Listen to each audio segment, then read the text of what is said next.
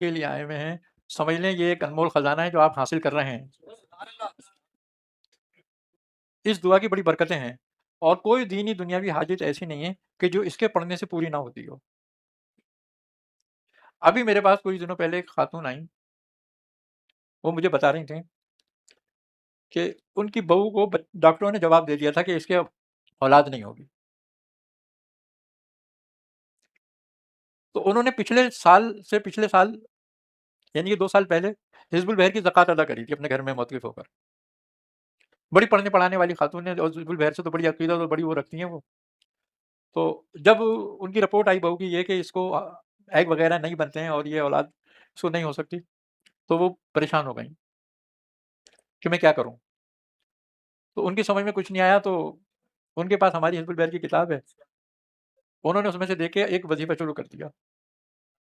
تو انہوں نے حزب البحر روزانہ پڑھنی شروع کر دی کہ وہ 3 بار حزب البحر پڑھ کے پانی پہ دم کرتی ہیں، ایک سیب پہ دم کرتی ہیں،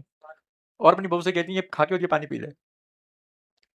تقریباً انہوں نے 3-4 مہینے یہ کرا، چوتھے مہینے ان کی بہو جو ہے وہ حاملہ ہو گئی۔ ابھی وہ کچھ دنوں پہلے میرے پاس مٹھائی اور بچے کو لے کر آئیں،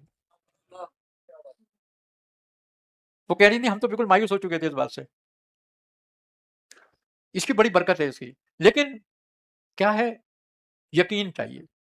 ہمیشہ یاد رکھو دعا کرنے کے لیے یقین کی بہت زیادہ ضرورت ہوتی ہے۔ تم اللہ سے جیسا گمان کرو گے وہ تمہارے لیے ویسا ہی ہے۔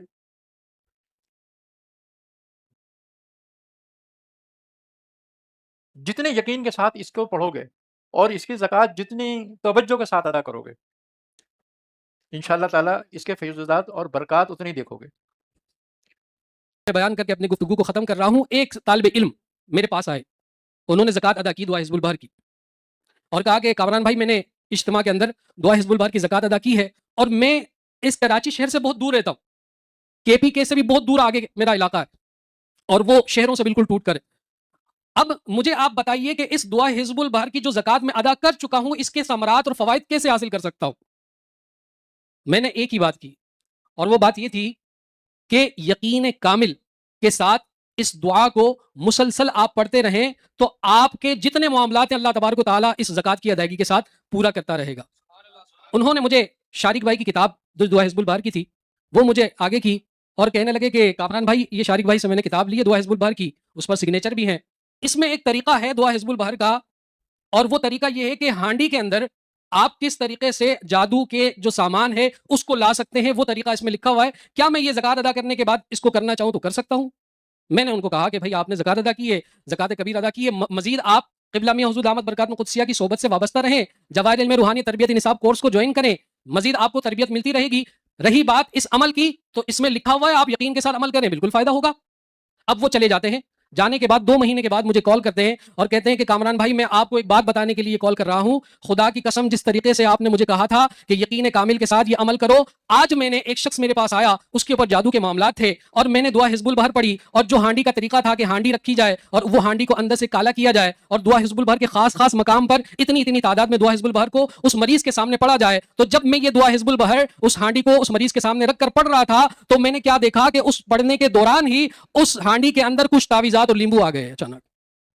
اور وہ لیمبو اور تعویذات وہ مریض دیکھ کر بھی حیرت زدہ تھا۔ میرے لیے بھی یہ پہلی مرتبہ تھا کہ غیب سے اچانک ہانڈی جو کہ خالی تھی اور اس کے اندر یہ سارا سامان آیا۔ پھر اس کے بعد میں نے وہ ہانڈی کا جو عمل جس طریقے سے لکھا تھا اس کو مکمل کیا اور اس کو دفنا دیا، الحمدللہ وہ مریض بالکل ٹھیک ہے۔ تو کیا یہ میرا کرنا ٹھیک تھا اور یہ اس طرح ہوا، یہ کیسے ہو گیا؟ تو میں نے ایک ہی بات کہی کہ آپ کا یقین اور اس دعا حزب البحر کا فیضان آپ پر جاری ہو چکا ہے۔ یہ ایک